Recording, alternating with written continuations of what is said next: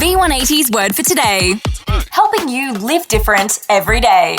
The word for today comes from 1 Corinthians chapter 13, verse 12, where it says, "Now I know only a part, but then I will know fully as God has known me." When Corrie ten Boom traveled the world sharing her experiences, she would often speak with her head down. She appeared to be reading notes, but she was actually stitching a needlepoint design.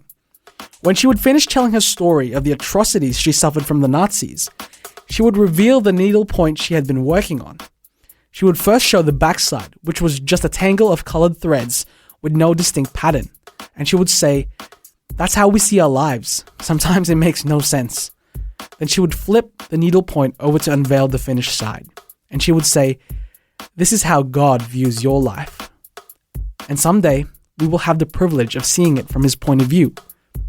Then she would end her talk with this poem written by Grant Colfax, Tuller, a minister. "My life is but a weaving between my Lord and me. I cannot choose the colors. He worketh steadily. Ofttimes he weaveth sorrow, and I, in foolish pride, would forget. He seeks the upper, and I the underside. Not till the loom is silent, and the shuttles cease to fly, will God unroll the canvas and explain the reason why. The dark threads are as needful in the weaver's skillful hand as the threads of gold and silver in the pattern he has planned." Paul writes, "Now we see a dim reflection as if we were looking into a mirror, but then we shall see clearly.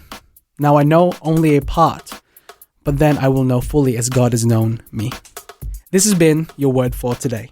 The word for today, as featured in V180 magazine.